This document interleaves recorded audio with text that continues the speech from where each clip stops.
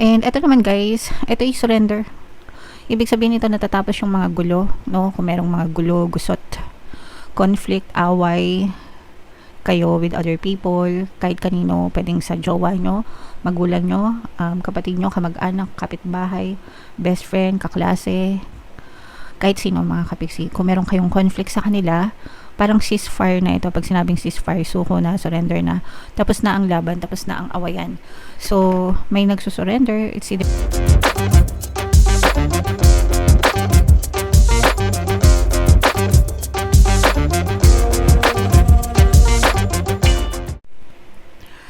hello guys, hello Capricorn, welcome back to Pinay Pixie Tarot.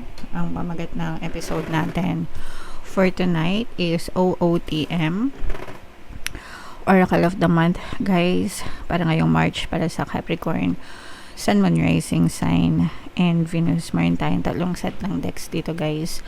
Ito yung para sa spiritual message nyo, ito yung para sa life messages, and ito naman yung sa love life mga kapiksi. So unahin natin yung spiritual message nyo guys. By the way, kung ano na lang yung makaresonate sa inyo guys, take that message kasi iba-iba kayo ng sitwasyon. So iba-iba kayo ng mensahe guys.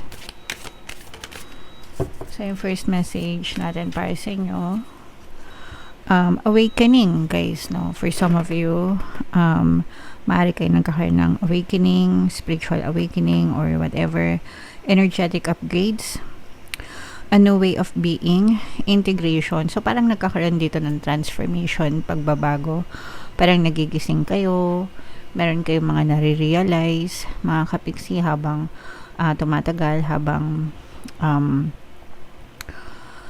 habang tumatagal, habang tumadaan yung panahon mga kapiksi, parang meron kayong mga discovery, may mga nalalaman kayo, meron kayong mga bagong interest, ganyan, may mga pumupukaw ng interest nyo, nagkakaroon kayo ng mga curiosity, kumbaga, no?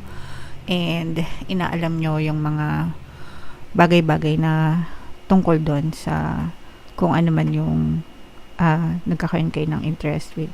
Usually, this is spiritual awakening. Inaalam nyo as to why things are happening to you.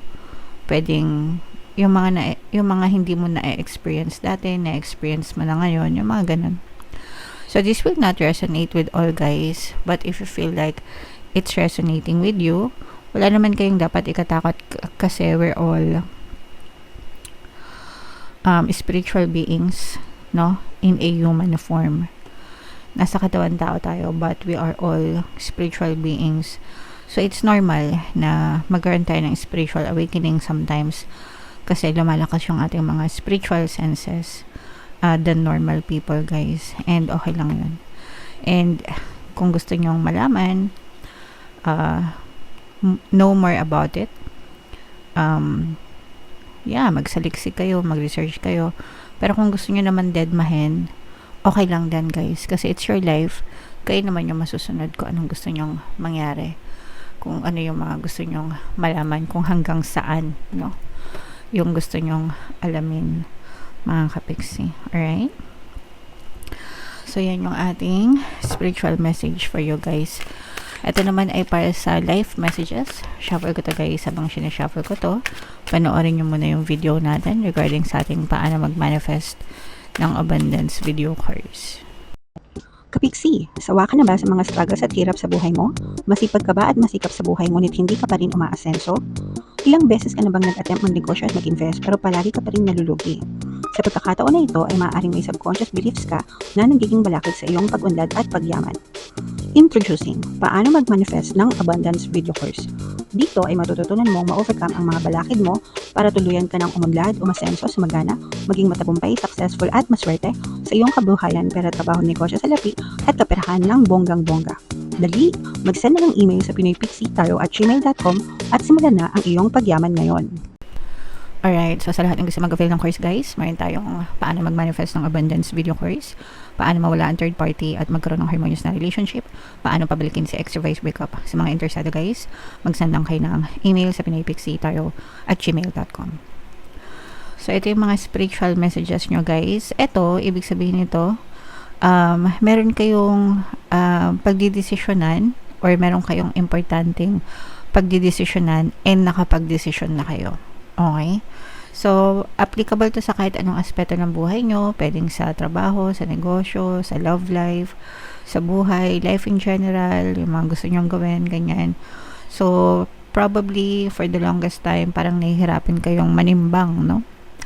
Kung ano yung decision na pipiliin nyo. Pero right now, parang mas nalaman nyo na kung ano yung mas matimbang sa inyo, no? Kung ano yung mas tingin mo na magbe-benefit ka at saka yung mga tao sa paligid mo. Ngayon, kung hindi ka pa rin nakakapag-desisyon, don't worry because sooner or later, mabubuo din yung isip mo. You have to trust your intuition, guys. Syempre, magdasal kayo. And humingi ng gabay and trust your intuition kasi yung intuition nyo, ginagabayan nyo ng inyong mga gabay and yan yung paraan nila para hindi kayo maligaw ng landas para maging tama yung mga eventually mga decision nyo. Okay? Alright? And palagi nyo lang sabihin, guys, everything is always working out in my favor para palaging pabor talaga sa inyo yung mga decision nyo kahit ano pang maging decision nyo sa buhay, Capricorn. And eto naman, guys, eto is surrender.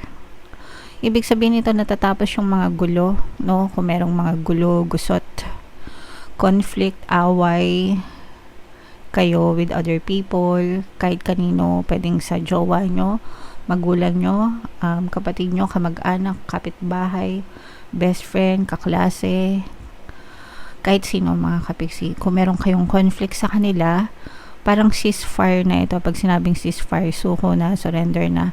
Tapos na ang laban, tapos na ang awayan. So, may nagsusurrender. It's either ikaw yung sumurrender or yung other person yung sumurrender, no? Pero, ceasefire na. Natatapos na. So, syempre, dito kailangan magkaroon ng forgiveness, guys, no? Acceptance, forgiveness, ganyan. Para tuluyang matapos talaga yung gusot, para tuluyang magkaayos, tuluyan magkaroon ng ending, and wag nang balik-balikan, wag nang isumbat-sumbat, para tapos na talaga, no? Hindi na ulit maulit kung ano man yung mga hidwaan na naganap before, mga kapiksi. It's time to let go and it's time to move on na, guys. Okay? Alright. So, i-main-main nyo na yan. Surrender na yan. Itong spiritual awakening, mga kapiksi. Itong reconciliation, no? Kasi magkakaroon ng reconciliation dito, guys. Alright? So, ito naman ay sa love, mga kapiksi. No? Habang sinashuffle ko to sa mga interesado na sa mga pampaswerte, guys, meron tayong money shaker jars. At saka, itong mga pampaswerte na bracelet, guys. Meron kayo makikitang WhatsApp number ko. Yan, nasa screen. Mag-chat lang kayo, nasa comment din at saka nasa description. So, ito naman sa love, no? Ito naman yung mga love messages nyo. Ito, guys, kung ano lang yung makaresonate, take that message kasi iba-iba kayo ng mensahe. So, ito, yung first one is moving on, cutting ties. Ito ay, ano na, mga kapiksi. Parang napuputol na yung connection nyo.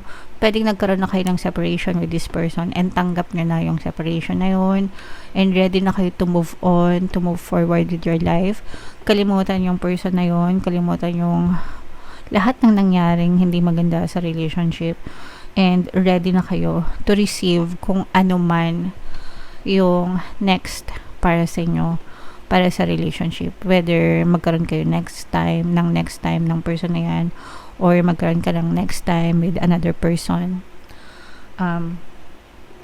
Kahit ano pa yan, mga kapiksi, parang ready ka na dun sa stage na yon. So, you're moving on. You're moving forward, guys. And, eto naman, mga kapiksi, you're taking a chance with a specific person. Sugal, eto naman ay sumusugal sa pag-ibig, mga kapiksi. Sumusugal sa pag-ibig, no? So, ito magre-resonate ito dun sa mga kakabreak pa lang or nakipaghiwalay na and ready na ulit maging single. Ready to mingle na ulit. Ito naman ay magre-resonate sa mga single, no?